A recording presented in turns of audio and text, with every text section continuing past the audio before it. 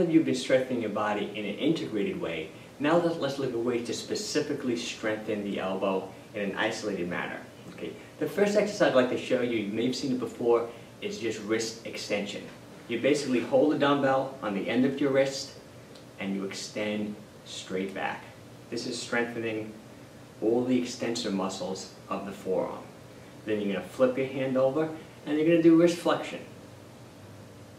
You're strengthening all the flexors of the forearm. So we're doing extension and then we're doing flexion. Okay.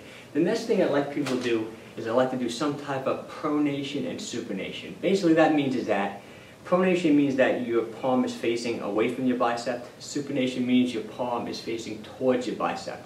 And you basically want to strengthen this motion. And I like to do that with basically a weighted bar. You can initially do this just with your tennis racket at first. So you're basically going to rotate down in the pronation, come back up to neutral. Rotate in the pronation, come back up to neutral. And then do the opposite way. Slowly in the supination, back to neutral. Slowly into supination, back to neutral. Okay, so first we did wrist extension, then we did wrist flexion, then we did pronation, and now we're doing supination. And the last movements I'd like to do is basically, this is great for holding the tennis racket. Let me zoom in on this, so you can see this up close. Basically, I'd like you to do this motion. Up and down with the bar. We're going that way, and then you're going to do the reverse.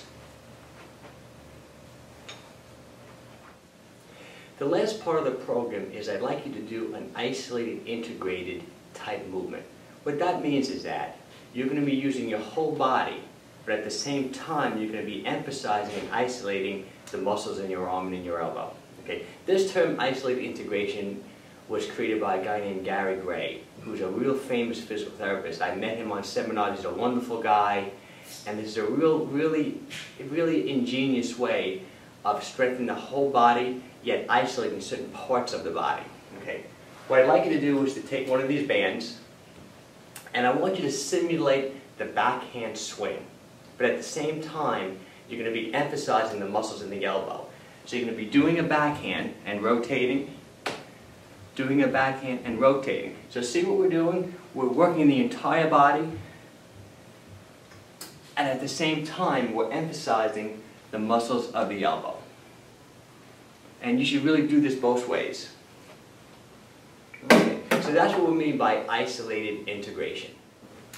Okay, let's conclude this video by summarizing the key points. Okay, the first thing you want to do to get rid of your tennis elbow is reduce the tension in the strings of your tennis racket. The second thing you want to do is to consider switching to a more flexible tennis racket. Talk to a tennis pro, make sure the grip fits properly, and consider switching rackets. The third thing you want to do is to buy one of those bands for your elbow. Okay? The next thing you want to do is you want to always ice right after you play tennis for 20 minutes and whenever you can during the day. And the next thing you want to do is you want to consider taking some anti-inflammatory type medication. But first, please check with your doctor. Make sure you can tolerate anti-inflammatories. Run this whole program by your doctor as well. Okay. The next thing you want to do is to start the exercise program. The first thing is the integrated motions. Remember the squatting with rotation, the stationary lunge with rotation, and then the stepping lunge with rotation.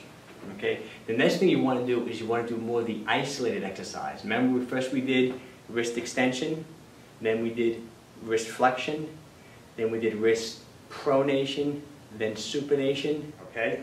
And then the last thing you want to do is do the isolated integrated exercises, mixing them both together. Remember, we took the bands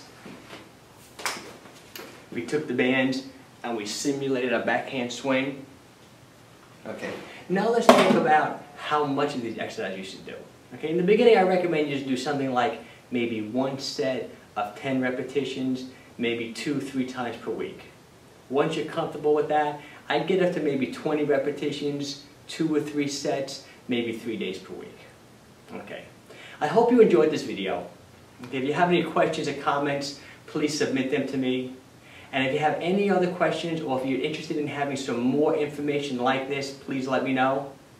And make sure you check out my site, Fitness Contrarian. On my site, Fitness Contrarian, there are videos, there are articles, there are interviews on fitness, health, and nutrition. I'm sure you'll find them really helpful. Thank you, and I'll speak to you soon.